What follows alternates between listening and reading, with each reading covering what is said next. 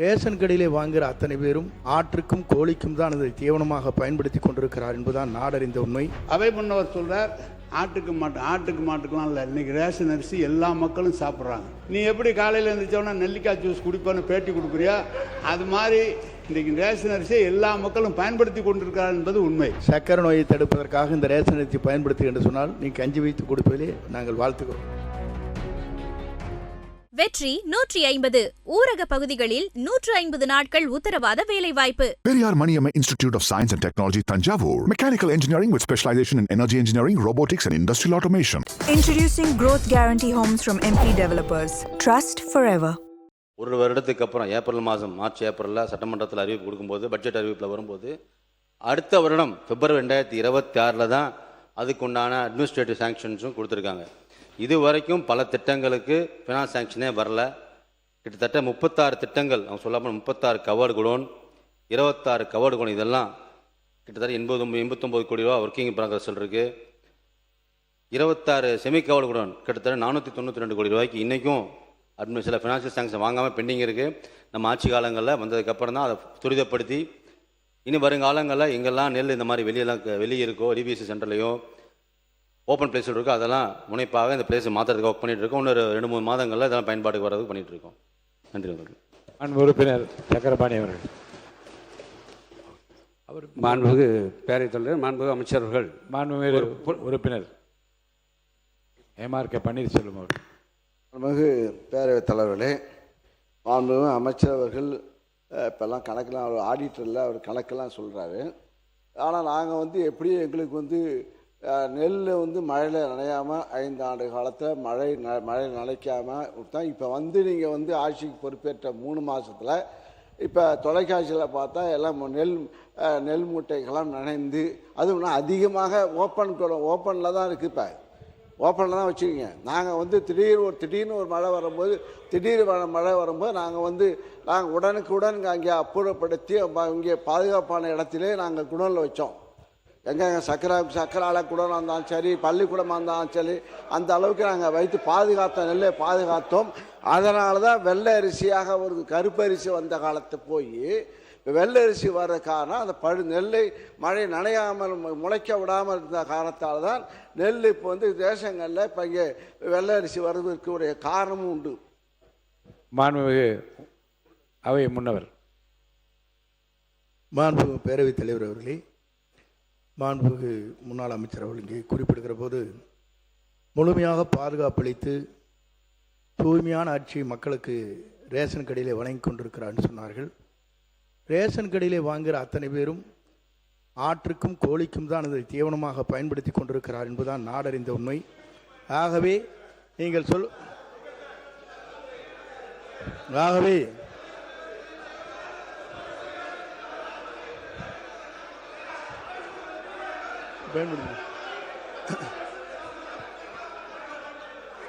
ஆகவே ஆகவேதான்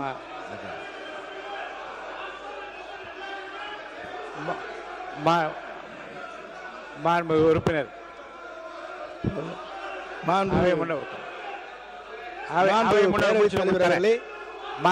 முன்னவர் முடித்தவுடன் மாண்பு உறுப்பினர் கோவி செழியன் அவர்கள் பேச. அவை முன்னவர் முடிங்க.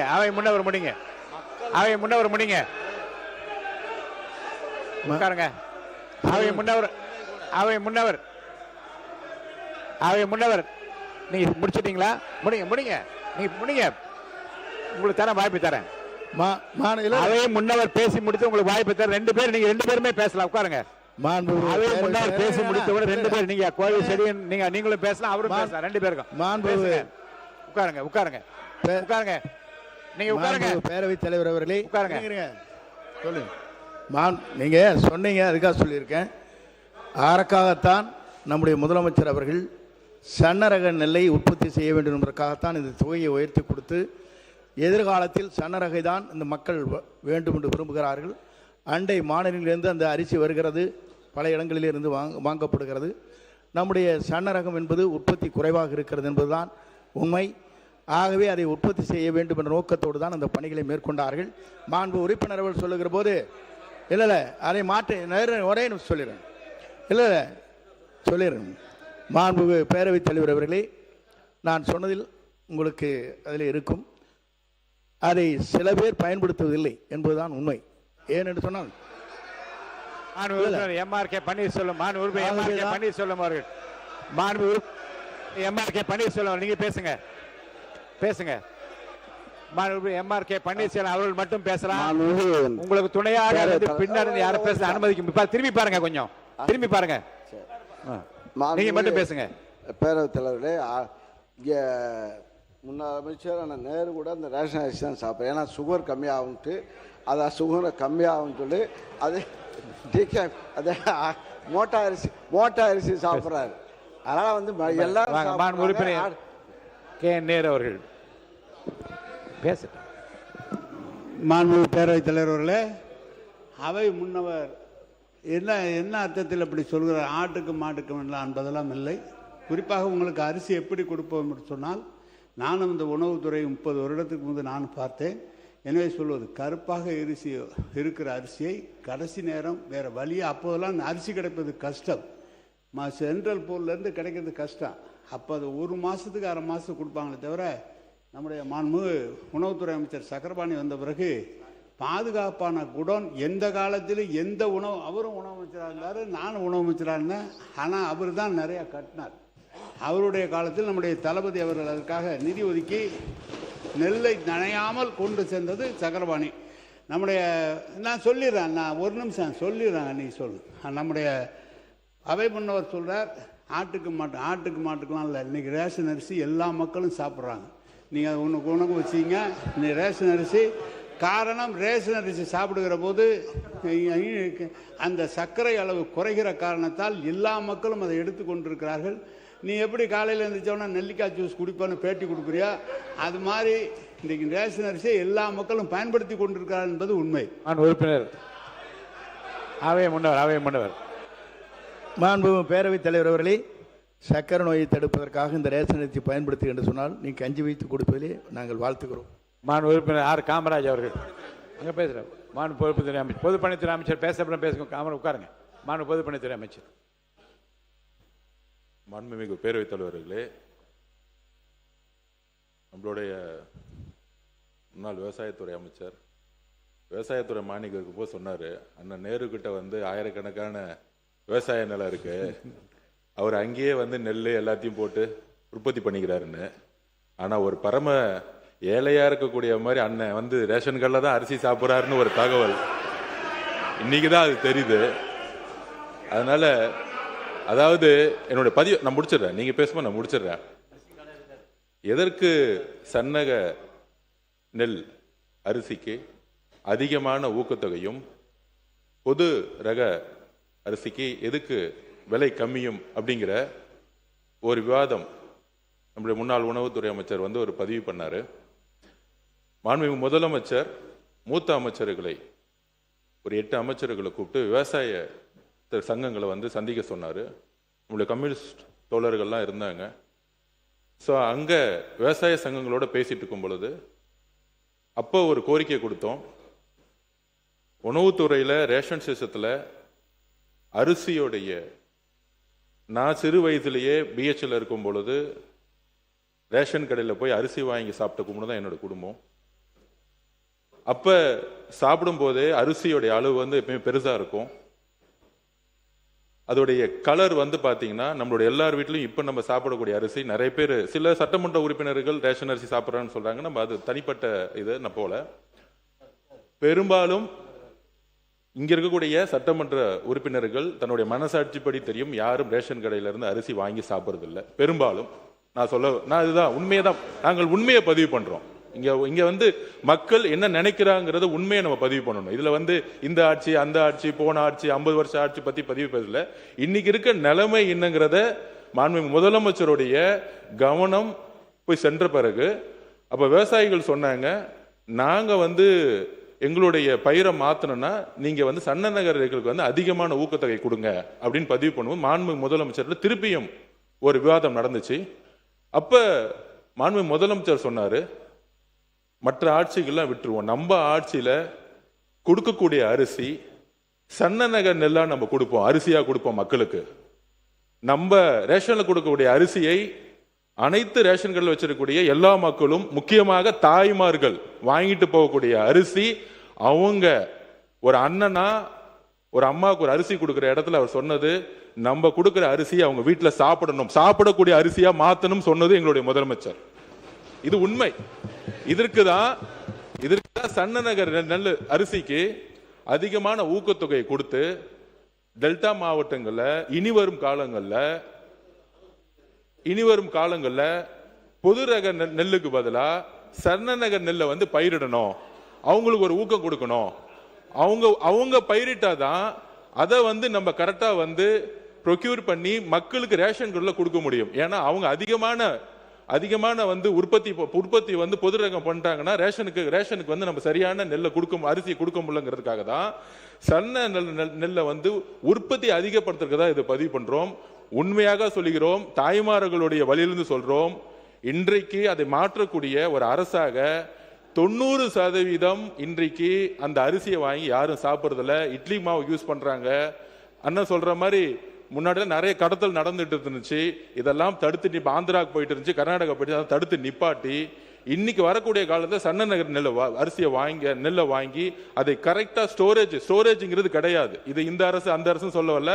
அதிகமான உற்பத்தி வரும் பொழுது தார்பாயை மூடி அப்படிதான் நம்ம ஸ்டோரேஜ் பண்ணி வச்சிருக்கோம். 30-40% தார்பாயை தான் மூடி வச்சிருக்கோம்.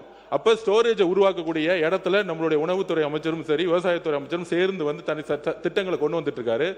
ஆனால் 70-80% இன்னைக்கு ஒவ்வொரு வீட்லையும் தாய்மார்கள் அரசு கொடுக்கக்கூடிய அரிசியை சாப்பிடுறதுங்கிறத உண்மையான சர்வே ரிப்போர்ட். இந்த உண்மையை மாத்துறதுக்காக தான் இந்த சன்ன நகர் நெல்லுக்கான அதிகமான ஊக்கத்தொகையை முதலமைச்சர் அவர்கள் அனௌன்ஸ் பண்ணியிருக்கார். உணவுத்துறை அமைச்சர் ஏதோ சொல்லணும். பேரவைத் தலைவர்களே, நம்ம முன்னாள் அமைச்சர் 2 பேரும் கே நேரு சாரும் அவர் சொல்லியிருந்தாங்க, எங்கேயுமே எங்கள் ஆட்சிகள் நினைவே இல்லைன்னு. எங்கிட்ட சில ரிப்போர்ட்ஸ் இருக்குது, சில ஃபோட்டோஸ் பேப்பரில் கடந்த 1 ஆண்டு காலமாக அந்த பேப்பர் ரிப்போர்ட்டாக இருக்குது. அதாவது சும்மா ஒரு எக்ஸாம்பிள் மட்டும் சொல்கிறேன். 2025 டிசம்பர் முதல் வாரத்திலேயே மதுராந்தகத்தில் 5000 மூட்டைகள் மழையில் நினைந்தன. அது பேப்பர் பத்திரிகைகள் நிறையா வந்திருக்கு. அதே போல் விருதாச்சலம் பத்திரிகை நேராக விவசாயி சொன்ன செய்தி தான், எங்கேருந்து போடலை. விருதாச்சலத்தில் 5000 நெல் மூட்டைகள் அதே பேர் நினைஞ்சிருக்கு. ஜனவரி 2025 அதில் சிவகங்கை மாவட்டத்தில் இளையான்குடி கொள்முதல் தாமதத்தால் விவசாயிகள்லாம் ரோட்டில் வந்து போராடினாங்க. 2026 பிப்ரவரி மாதத்தில் சேத்தியாத்தோப்பில் சுமார் 1 லட்சம் நெல் மூட்டைகள் தேக்கமடைந்து, எங்கேயும் குடோன் இல்லை, ஸ்பேஸ் இல்லை, லாரி இல்லைன்னு சொல்லி தேக்கமடைந்தது. அங்கேருந்து மூவ் பண்ணாங்க. மானாமதுரை அதில் பலாயிரம் மூட்டைகள் நெல் மூட்டை நடந்திருக்குன்னு நினைந்திருக்கிறது. அப்போ விவசாயிகள்லாம் போராடி இருக்காங்க. இதெல்லாம் உங்களுக்காக ஒரு ரிப்போர்ட்டாக வச்சுருக்கேன். இதெல்லாம் பத்திரிகையிலையும் வந்திருக்கு. அந்த இடத்துல ஆய்வு பண்ணி அதையும் பண்ணியிருக்காரு. உறுப்பினர் காமராஜ் அப்படி முன்னாள் உணவு அமைச்சர் அவர் பேச வர உங்களுக்கு சொல்கிறேன். அவர் பேசி இன்னும் அவர் பேச உறுப்பினர் கொடுக்குறேங்க, கண்டிப்பாக அவர் பேச அப்புறம் கொடுக்குறேன். உறுப்பினர் காமராஜ் அவர் முன்னாள் அமைச்சராக இருந்தவர். அதில் மாண்புமிகு பேரவைத் தலைவர் இல்லை, நானும் இந்த துறையில் 9 ஆண்டுகள் உணவுத்துறை அமைச்சராக நான் புரட்சி அம்மா காலத்தில், எடப்பாடி காலத்தில் பணியாற்றி அந்த வாய்ப்பை பெற்றிருக்கிறேன். அந்த அடிப்படையில் அமைச்சர்கள், மூத்த அமைச்சர் செங்கோட்டையன் அவர்கள், அதே போல் பொதுப்பணித்துறை அமைச்சர் அவர்களெல்லாம் இதை பெரும்பாலும் இந்த ரேஷன் அரிசியை சாப்பிடுவதில்லை, வாங்குவதில்லை என்று சொன்னார்கள். அனைவருக்குமான பொது விநியோக திட்டம் என்பது இந்தியாவிலே தமிழ்நாட்டில் மட்டும்தான். பாக்கி எல்லாருக்கும் டார்கெட்டட் தான். அதாவது ஒரு பகுதி நேரத்தில் தான் கொடுக்கிறார்கள். அனைவருக்குமான பொது விநியோக திட்டத்தை வழங்குவது நம்ம தமிழ்நாடு மட்டும்தான். அது மிகப்பெரிய திட்டம், இந்த அரிசி வழங்குகிற திட்டம். அதை நம்ம மூத்தவர்கள் கொச்சைப்படுத்தக்கூடாது. இதில் நான் சொல்லிடுறேங்க. மாண்புமிகு பேரவைத் தலைவர்களே, நாங்கள் கொச்சைப்படுத்தவில்லை. இந்த அனைத்து திட்டங்களும் எந்த ஆட்சியில் கொண்டு வந்தாலும் அதுல நல்லது இருக்கு, அதை நாங்கள் யாரும் கொச்சைப்படுத்தவில்லை. ஆனால் இன்னைக்கு இருக்கக்கூடிய உண்மையான பிரச்சனைகளை இந்த சபையின் முன்பு பொதுமக்கள், முக்கியமாக தாய்மார்கள் பக்கத்தில் இருக்கக்கூடிய வழிகளை நாங்கள் அதை எக்ஸ்பிளைன் பண்ணிட்டு இருக்கோம். முக்கியமா அதாவது நான் ஒன்று பதிவு பண்ணிடுறேன். அதாவது இலவச மருத்துவமனை இருக்கு, இலவச கல்விகள் இருக்கு, இலவச அரிசி இருக்கு. ஆனால் இங்க இருக்கக்கூடிய மந்திரிகளோ, இங்க இருக்கக்கூடிய சட்டமன்ற உறுப்பினர்களோ இலவச மருத்துவமனைக்கு போனது கிடையாது, இலவச கல்வி நிலையங்களுக்கு போனது கிடையாது, இலவச அரிசியை நம்ம சாப்பிட்டது கிடையாது. இலவசம் என்பது நம்ம பயன்படுத்துகிற மாதிரி இருக்கணும். எல்லோரும் சமம் நினைக்கக்கூடிய ஒரு அரசா இருக்கு. இது வரைக்கும் எந்த அமைச்சர் போய் ஒரு ஃப்ரீயா இருக்கக்கூடிய ஹாஸ்பிட்டல் போய் படுத்திருக்கிறாரு? உடம்பு சரியில்லைன்னா சிங்கப்பூர் போறாங்க, உடம்பு சரியில்லைன்னா பிரைவேட் ஹாஸ்பிட்டல் போறாங்க. அப்ப இங்க இலவசம்ங்கிறது இலவசம்ங்கிறது கருணை அடிப்படையில் இருக்கு. இலவசங்கிறது தகுதி அடிப்படையில் இருக்கணும். அதாவது மக்களுடைய உரிமை. அது நம்ம கருணை அடிப்படையில் கொடுக்கக்கூடிய அரசு எங்களுது கிடையாது. இதெல்லாம் இலவசம்ங்கிறது வார்த்தையே தவறு. இதை உரிமை, மக்களுடைய உரிமையை எந்த ஊழலும் இல்லாமல் நேர்மையான முறையில் எங்களுக்கு உடம்பு சரியில்லைன்னா நாங்க ராஜீவ்காந்தி ஹாஸ்பிட்டல் போனோம். அப்படி ஒரு மருத்துவமனையை உருவாக்கணும். ஒரு எம்எல்ஏ ரேஷன் அரிசி போய் எடுத்து சாப்பிடக்குள்ள ஒரு குவாலிட்டி கொடுக்கணும். அந்த குவாலிட்டியான ஒரு தரத்தை உருவாக்கணுங்கிறதா நாங்க பதிவு எடுத்துற, யாரையும் கொச்சைப்படுத்துவது நோக்கம் இல்ல. அனைத்து தலைவர்களும் திட்டங்களை கொண்டு வந்திருக்காங்க. ஆனால் திட்டங்கள் சரியான முறையில் நம்மெல்லாம் சாப்பிடக்கூடிய அரிசியோ, நம்மெல்லாம் போகக்கூடிய மருத்துவமனையோ, நம்ம குழந்தைகள் படிக்கக்கூடிய ஒரு கல்வி நிலையங்களோ இன்னைக்கு இல்லை. இதை மாற்றக்கூடிய இடத்துல நாங்கள் இருக்கிறோம். அதை மாற்றுவோங்கிறத நாங்கள் பதிவு பண்றோம். உறுப்பினர் கே நேரு அவர்கள் மாண்பு பேரவைத் தலைவர் அவர்களே, மாண்பு பொதுப்பணித்துறை அமைச்சர் அவர்கள், ஒரு நிமிஷம் சொல்றேன் உட்காருங்க. பொதுப்பணித்துறை அமைச்சர் அவர்கள் சொன்னாங்க, சன்னரக அரிசிக்கு கூடுதலான விலை கொடுத்து விவசாயிகளை சன்னரகத்தை உற்பத்தி செய்து மக்களுக்கு சன்னரகமாக கொண்டு சேர்ப்பதுதான் எங்களுடைய அரசுன்னு சொன்னார். நம்ம செய்ய முடியாது. சன்னரகம்லாம் குறுவை, தாளடி, நவரைப்பட்டம் என்று 3 பட்டங்கள் விளைகிறது. 3 பட்டங்களில் குறுவையில் விளைகிறது மொத்தமான அரிசி தான் விளையுது. அதாவது 7-31, 46, AST 16. ஆந்திரா பொன்னி போன்ற ரகங்கள், AST 16 போன்ற ரகங்கள் புதிதாக கண்டுபிடிக்கிற தமிழ்நாடு அரசு அது சன்ன ரகம். அந்த தமிழ்நாடு அரசின் சார்பாக அறிவிக்கப்பட்ட அரிசி அளவு அதிகமாக கிடைப்பதில்லை. ஆந்திரா பொன்னி மட்டும்தான் அதிகமாக கிடைக்கும். எனவே சன்ன ரகம் தாளடி பட்டத்தில் மட்டும்தான் உருவாகும். நவரை பட்டத்தில் தாளடி சன்னரகம் போட்டால் விளைச்சல் அதிகமாக வராது, விவசாயிக்கு லாபம் வராது. எனவே சன்னரகம் என்பது ஒரு பட்டத்தில் தான் வர முடியும். நீங்கள் நினைப்பதை போல வெளியிலிருந்து வேணால் வாங்கலாம், நீங்கள் சன்னரகத்தை வாங்கி வேணால் கொடுக்கலாமே தவிர விளைவிக்க முடியாது. இதுதான் அரசியலில் நம்முடைய பொதுப்பணித்துறை அமைச்சர் சொன்னார். ஆயிரக்கணக்கான ஏக்கர் நிலம் வச்சுருக்காங்க. எவ்வளோ நிலம் இருந்தாலும் சாப்பிட்றது தான் சாப்பிட முடியும். சர்க்கரை நோய் வந்தவங்க அந்த ரேஷன் அரிசி சாப்பிட்டா தான் அது குறையுங்கிற டாக்டருடைய அட்வைஸில் தான் அந்த அரிசி சாப்பிட்டுட்டு இருக்கிறோமே தவிர இதுதான் உண்மை. இதை உங்களுக்கு விளக்கமாக சொல்கிறேன். ஏதோ நாங்கள் உற்பத்தி பண்ணி உங்களை மாதிரி இருக்கிறவர்களுக்கு அதை நான் கொடுப்பதற்காக தான் அது உற்பத்தி செய்து கொண்டு இருக்கிறோம். மாண்புமிகு காமராஜ் முடிங்க.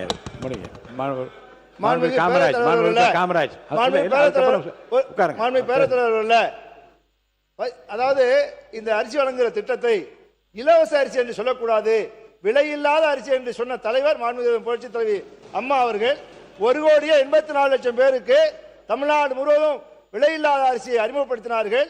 அது இன்றைக்கு 2,20,00,000 கார்டு வரைக்கும் விலையில்லாத அரிசி போயிட்டு இருக்கு. இன்றைக்கு இருக்கிற விலைவாசி ஏற்றத்தில் அரிசி விலை உயர்ந்திருக்கிற இந்த சூழலில் மொத்தமாக இன்றைக்கு இந்த அரிசியை அத்தனை பேர் சாப்பிடுகிறார்கள் என்பதை இந்த அவைக்கு நான் பதிவு வைக்க விரும்புகிறேன். மாண்புமிகு உணவுத்துறை அமைச்சர் முடிச்சிடலாம் இதை. மாண்புமிகு பேரவைத் தலைவர்களே, சரி சொல்லுங்க முடிங்க. அமைச்சர் முன்னாள் நம்ம நேரு சாருக்காக சொல்ல வரேன். இதுவரைக்கும் செப்டம்பர் 2025 ஆகஸ்ட் 2020 இன்று வரை ப்ரொக்யூர் பண்ண நெல் கிட்டத்தட்ட 64,52,401 மெட்ரிக் டன் நம்ம ப்ரொக்யூர் பண்ணியிருக்கோம் விவசாயிட்டேருந்து. அது ஸ்பெசிஃபிக்காக சன்ன ரகம் கிரேடு ஏ அதை நிறைய விவசாயம் பண்ணுறாங்க. கிட்டத்தட்ட இன்று வரை 38,29,616 மெட்ரிக் டன் ப்ரொக்யூர் பண்ணியிருக்கோம். அதே காமன் நீங்கள் சொல்கிற மோட்டார் ரகம் காமன் வெரைட்டி 26,22,750 மெட்ரிக் டன் தான் வாங்கியிருக்கோம்.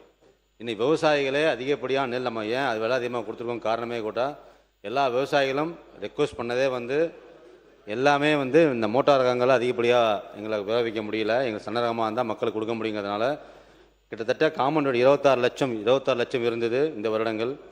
அதே காமன் வெறும் 38 லட்சம், கிட்டத்தட்ட 12 லட்சம் அதிகமாக இருக்குது. இல்லைங்கிறோம். இதில் காமன் வெரைட்டியை விட மோட்டார் நம்ம கிரேடு ஏ 38 லட்சம் ப்ரொக்யூர் பண்ணிகிட்டு இருக்கோம். இனி வருங்காலங்களில் காமன் வெரைட்டியை விட்டுட்டு கிரேடு ஏக்கு அதிகப்படியான முக்கியத்துவம் கொடுத்து பிரைஸ் அதிகமாக கொடுத்துருக்காங்க மனோஜ் அவர்கள். மாண்புமிகு ஏவா வேலு அவர்கள்.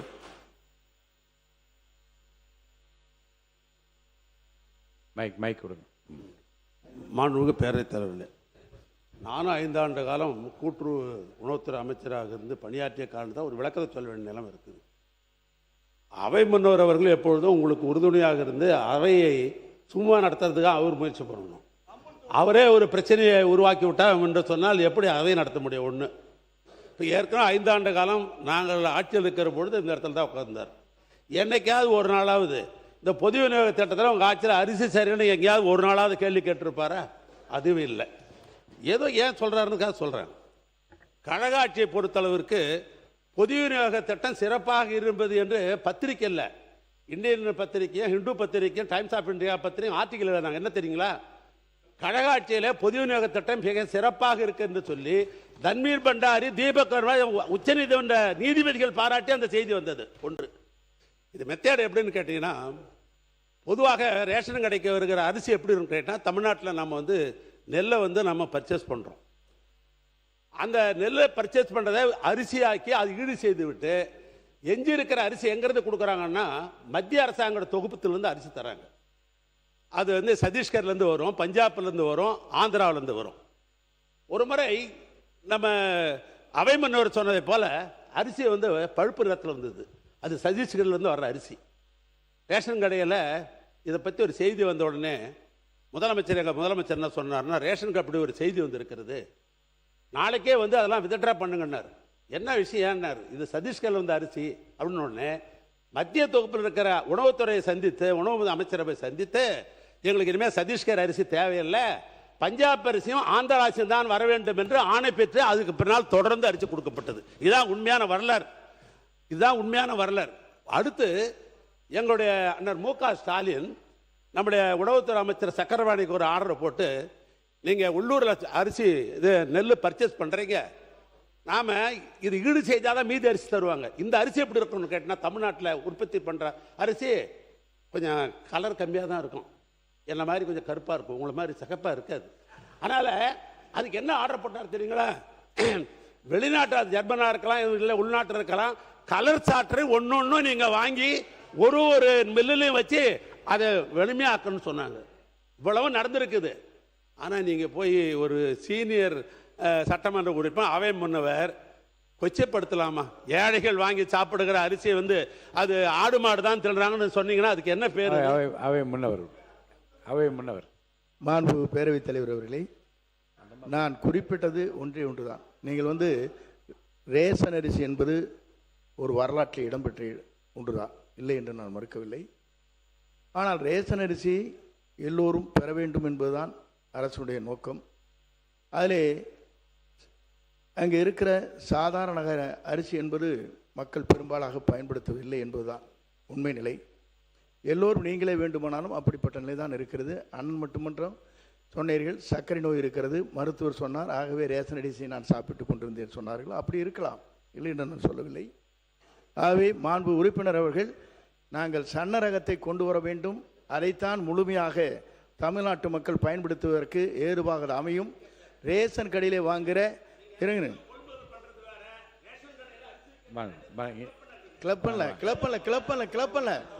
இல்ல பெரும்பாலான மக்கள் அந்த குறைகளை விடலாங்க. இல்ல இல்ல ஆடு இல்ல இல்ல இல்ல நான் சொல்லிடுறேன், சொல்லி முடித்த இருங்க, நான் ஒன்று சொல்லிடுறேன். இல்ல ஆடு மாடுகள் என்று உட்காருங்க, நீங்க உட்காருங்க. இல்லை ஆடு இருங்க, இருங்க. சில பேர் தரமில்லாத அரிசி வருகிற போது சில பேர் அதை பயன்படுத்தினார் என்று எங்களுடைய எல்லாம் தகவல் வந்திருக்கிறது. ஆகவே சில பேர் அதை அப்படிப்பட்ட நிலை இருக்கிறது என்பதை எல்லாம் சுட்டி காட்டியிருக்காங்க கிராமத்திலே. அது போன்ற நிலையில் இருக்கக்கூடாது என்ற நோக்கத்தோடு தான் நாங்கள் சன்னரக அரிசி வழங்க வேண்டும் என்பதுதான் எங்களுடைய நோக்கமாக இருந்து, அதற்காகத்தான் தொகையை இன்றைக்கு உயர்த்தி கொடுத்து மக்களிடத்தை அதை ஊக்கப்படுத்த வேண்டும் நோக்கத்தோடு தான் அந்த பணிகளை நாங்கள் மேற்கொண்டு வருகிறோம். அதைத்தான் நான் சொன்னேனே தவிர அதில் நீங்கள் அதை நான் கொச்சைப்படுத்தியாக தயவு கூர்ந்து நீங்கள் சொல்லிவிடாதீர்கள். ஏனென்று சொன்னால் இது பேரறிஞர் அண்ணா காலத்திலே ஆரம்பித்து ஒருபடி திட்டம் என்ற ஒருபடி அரிசி என்ற முதலே ஒரு ரூபாய்க்கு ஒருபடி அரிசி என்ற நிலையை முதலில் அறிவித்தார். 10 கிலோ வழங்கலாம், 10 படி அரிசி என்று அன்னைக்கு சொன்னார். கிலோ இல்லை அப்பங்க. ஆனால் அவர்கள் என்னங்க என்ன இல்லை, ஆகவே அதை சொல்லி இருந்தால் இருங்க அண்ணே 3 படி நான் சொல்லிடுறேன். சொல்லி முடிப்பேன் கேட்டுங்க. ஆகவே இல்லை ஆகவே நான் சொல்லுவது ஒன்றே ஒன்றுதான். சில பேர் அந்த குறைபாடுகளை சொன்ன காரணத்தின் அடிப்படையில் தான் நான் சுட்டி காட்டினதை விட முழுமையாக என்று நான் சொல்லவில்லை. மாண்புமிகு அவை முன்னவர்கள் ஒரு கருத்து. பேரறிஞர் அண்ணா என்ன சொன்னாங்கன்னா, கொள்கை அறிவிப்பு தேர்தல் அறிவிப்பு வரும்போது 3 படி அரிசி லட்சியம் 1 படி நிச்சயம் என்று தான் அந்த தேர்தல் அறிக்கையில் சொல்லி அதை செயல்படுத்தினார்கள் மாண்புமிகு முன்னாள் முதலமைச்சர் எடப்பாடி கே பழனிசாமி அவர்கள். மாண்புமிகு பேரவைத் தலைவர் அவர்களே, அரசனுடைய நேரடி நெல் கொள்முதலிலிருந்து கொள்முதல் செய்யப்பட்ட அந்த நெல்லை உடனுக்குடன் அரவைக்கு அனுப்பினால் இந்த நிலை ஏற்படாது. அது காலம் தாழ்த்தி அனுப்புகின்ற காரணத்தினால்தான் இந்த பழுப்பரிசி வருகின்றது. அது மட்டுமல்ல, மழை காலத்திலே ஈரப்பசையோடு நம்ம கொள்முதல் செய்கிறோம். அதனால் உணவுத்துறை அமைச்சர் இதை கவனமாக எடுத்துக்கொண்டு நேரடி நெல் கொள்முதல் செய்தவுடன் உடனுக்குடன் அரவை ஆலைக்கு அனுப்ப வேண்டும். மற்றொன்று, வெளிமாநிலத்திலிருந்து தான் வரும்னு சொல்கிறாங்க. நமக்கு தேவையான அளவுக்கு கிடைச்சா வெளிமாநிலத்திலிருந்து அரிசி மத்திய அரசு கொடுப்பதில்லை. பற்றாக்குறையாக இருந்தால் வெளிமாநிலத்தில் கொடுப்பாங்க. இன்றைக்கு ஆந்திராவில் இன்றைக்கு அருமையான அரிசி தயார் பண்ணியிருக்காங்க மாடர்ன் ரைஸ் மில் மூலமாக. அதே நம்முடைய தமிழ்நாட்டிலையும் அற்புதமாக அரிசி கொடுக்கலாம். மாடர்ன் ரைஸ் மில்லில் டபுள் பாயிலிங் போட்டு பாலிஷ் பண்ணால் இதே அற்புதமான அரிசி தமிழ்நாட்டிலையும் கொடுக்கலாம். ஆனால் இப்பொழுது இருப்பதை விட 2500 கோடி கூடுதலாக செலவாகும். 10% அவுட்டன் குறையும். அதை இந்த அரசு பரிசீலித்து இந்த அற்புதமான அரிசியை நியாய விலைக் கடையில் அனைவருக்கும் கிடைப்பதற்கு நடவடிக்கை எடுக்குமா என்பதை தங்கள் வாயிலாக அறிவிக்கிறேன். உணவுத்துறை அமைச்சர். மாண்புமிகு பேரவைத் தலைவர்களே, நம்ம அவர் சொன்ன மாதிரி இத்தனை ஆண்டு காலமாக இருந்துகிட்ருக்கோம். நிறையா படங்கள் நான் கிட்டத்தட்ட ஒரு 11 மாவட்டங்களுக்கு எல்லா பக்கம் பார்த்துட்டு வந்தேன். நிறையா மக்கள் சந்திச்சிருக்கேன். அவங்களாம் சொல்லும்போது நீங்கள் அரிசி கொடுக்குற அரிசியை இட்லிக்கும் தோசைக்கும் அதிகமாக பயன்படுத்துகிறோம், உணவு பயன்படுத்த முடியல அப்படின்னாங்க. அதை நாங்கள் என்ன சொல்லி கொடுத்தோன்னா, பேசும்போதெல்லாம் இது வரைக்கும் இருந்த காலங்கள்லாம் ஒரு மாதிரி இருந்திருக்கும். உங்களை உணவோட தரங்கள், அதாவது அரிசியோட தரம் நிறைய டிஃப்ரென்ஸ் இருக்கும். இந்த ஆட்சி காலங்களில் முதலமைச்சர் சொல்லும்போது இந்த ரேஷன் கடைகளில் கொடுக்குற அரிசி அந்த காலத்தில் எம்ஜிஆர் சொன்னது போல் தரமான அரிசியாக உணவுக்கு பயன்படும் அரிசியாக கொடுக்கணும். அது மோட்டார் ரகம் வேணுமா இல்லை கிரேடியை வேணுமாங்கிறது கண்டெடுத்து பண்ணுங்கன்னாரு. உடனே ஆய்வு செய்து இது மாதிரி இப்போ சொன்ன மாதிரி கிரேடியில் அதிகமாக விவசாயிகள் அதிகமாக அதான் நல்லா இருக்குங்கிறாங்க. அதனால் அதை அதிகப்படுத்துகிறோம். ஆந்திராவில் முன்னாள் சொல்லியிருந்தார். ஆந்திராவில் பயிரிடப்படுற அரிசி இதே மிகச் சன்ன ரகம் தான். ஆந்திரா கர்நாடகாலாம் அதை தான் இந்த மத்திய அரசு கூட்டத்து மூலமாக கொண்டு வராங்க. அந்த அரிசி தான் இப்போ நம்ம கிரேட் ஏன்னு கொண்டு வரோம். அதை தான் அதிகப்படியான நம்ம மக்கள் பயன்பாடு விரும்புகிறாங்க. அந்த தரமான அரிசியும் மக்கள் உணவுக்கு பயன்படுத்தும் முறையில் இட்லி தோசைக்கு மட்டும் இல்லாமல் அன்றாட உணவுக்கு சாப்பாடு பயன்படுத்தும் வகையில் பயன்படுத்துக்காக பண்ணுறோம். இனி வரும் காலங்களில் சொன்ன மாதிரி இந்த டிசம்பர் ஜனவரி சீசனுக்குள்ளேயே தீபாவளிக்குள்ளேயே நல்ல தரமான மக்கள் பயன்படுத்தக்கூடிய சன்ன அரிசி கொண்டு வருவோம். எங்கே நம்மக்கிட்ட இப்போ நம்மக்கிட்ட 64 லட்சம் கிட்டத்தட்ட 64 மெட்ரிக் டன்னுக்கு நம்மகிட்ட நெல் இருக்குது. அதை அரிசியாக மாற்றி வருங்காலங்களில் கண்டிப்பாக பயன்படுத்துவோம். இந்த நம்மளோட அரிசி அதிகமாக இருக்கிறதுனால வருங்காலங்களில் தேவைப்பட்டால் மட்டும்தான் சென்ட்ரல் தொகுப்புலேருந்து வாங்குவோம். அது நான் பரிசீலனை உள்ளது, பரிசீலனை பேசிகிட்டு இருக்கோம். இங்கெல்லாம் நம்மகிட்ட அரிசி இருக்கோ அதை பயன்படுத்திட்டு எக்ஸ்ட்ரா தேவைப்பட்டால் மட்டும் தொகுப்பில் வாங்குவோம். இந்த காமன் கிரேல் மட்டும்தான் இந்த கலர் சாட்டக்ஸ் போட்டு சொல்லப்போனால் நம்ம சக்கரபாணி அவர் சொல்லியிருந்தார் மாண்பு உறுப்பினர் அவர்கள். கிட்டத்தட்ட போன செப்டம்பர் டு 9/5/2020 50 லட்சம் மெட்ரிக் டன் ப்ரொக்யூர் பண்ணாங்க. ப்ரொக்யூர் பண்ணதெல்லாம் அவசரமாக, ஏன்னா கடந்த காலங்களில் ஒரு கேஎம்எஸ் சீசனில் கிட்டத்தட்ட 25 லேக்ஸ்லேருந்து 35 லேக்ஸ் தான் ப்ரொக்யூர்மெண்ட் ஆகும். அதுக்குண்டான ஏற்பாடுகள் தான், அது கிடங்குகள், அதுக்குண்டான ஆலைகள், அதுக்குண்டான டிபிசி எல்லாம் தான் இருக்கும், ஒர்க்கர்ஸ் இருப்பாங்க. கடந்த இந்த இப்போ இருக்கிற கேஎம்எஸ் 2024-25-26 கிட்டத்தட்ட 50 லட்சம் மெட்ரிக் டன் அவங்க சீசன்லாம் வாங்கியிருக்காங்க. அப்போ வாங்கியிருந்தப்பவே அவங்க முறையான பதப்படி எப்படி சீசன் இருக்கும் என்ன நடக்கும்னு தெரியாமல் அவசரமாக வாங்கி ஈரப்பதத்தோடையோ, குருவியில் போனால் ஈரப்பதமாக இருக்கும், தெரியும், அவருக்கே தெரியும், எல்லா மக்களுக்கும் விவசாயிகளுக்கும் தெரியும். குருவை சீசனில் ஈரப்பதம் உள்ள நெல்லை வாங்கி அடுக்கி வச்சா அந்த ஈரப்பதம் உள்ள நெல் எடை குறையும் மட்டுமில்லை, அது பழுப்பரிசியாக மாறும். அது பயன்பாடு கொண்டு வர முடியாது. கிட்டத்தட்ட 7 லட்சம் மெட்ரிக் டன் இருக்கிற நெல்கள் அந்த சீசனில் குருவையில் பண்ணது இன்றும் கூட நல்லா இருக்குது. அதுதான் இந்த கருப்பு நிறமாக வர்றது. அதனால தான் நம்ம யூஸ் பண்ணுற இந்த பழுப்பு ரைஸு மக்கள் பயன்படுத்த முடியாமல் இருக்குது. அதையும் திட்டமிட்டு பயன்படுத்தி வந்துட்டுருக்கோம். இந்த ஆட்சி காலங்கள், நம்மளோட முதலமைச்சர் ஆட்சி காலங்களில் நம்ம எடுத்த முயற்சிகள் என்னென்னு இருக்குன்னா, எங்கெல்லாம் இந்த மாதிரி டிவிசி இருக்கோ அந்த குறுவை சாகுபடி ஆரம்பிக்க போகுது செப்டம்பர் 1லேருந்து இந்த சீசன்லேருந்து. இந்த சீசனில் எங்கெல்லாம் இந்த மாதிரி குறுவை தொகுப்பு ஈரமாக வந்திருந்தால் கூட அந்த விவசாயம் வந்து ப்ரொக்யூர் பண்ணி அங்கேயே வேளாண்மை துறை மூலமாக இல்லை மற்ற கூட்டுறவுத்துறை மூலமாக ட்ரையர்ஸை போட்டு அங்கேயே உலர்த்தி 17% ஈரப்பதத்தில் மட்டுமே மூட்டையாக பேக் பண்ணி வச்சுருந்தா மட்டும்தான் அந்த அரிசி 6 மாதம் அல்ல, 1 வருடம் அல்ல, 2 வருடம் அல்ல, எவ்வளோ லாங் வச்சுருந்து ப்ராசஸ் பண்ணாலும் அது அந்த தன்மையும் குவாலிட்டியும் கொடுக்குங்கிறதுல முன்னுரிமை கொடுத்து இனி வருங்காலங்களில் எந்த நெல்லும் கருப்பு நெல்லாக வராது, எந்த அரிசியும் பயன்பாட்டுக்கு இல்லாமல் உதவாத ஒரு இதோட நல்ல அரிசியாக வர வேண்டும் என்பதில் முனைப்பாக செயல்பட்டு கொள்கிறோம் என்பதை தெரிவித்துக் கொள்கிறேன். வெற்றி 150 ஊரக பகுதிகளில் 150 நாட்கள் உத்தரவாத வேலைவாய்ப்பு. Periyar Maniamma Institute of Science and Technology, Tanjavur. Mechanical engineering with specialization in energy engineering, robotics and industrial automation. Introducing Growth Guarantee Homes from MP Developers. Trust forever.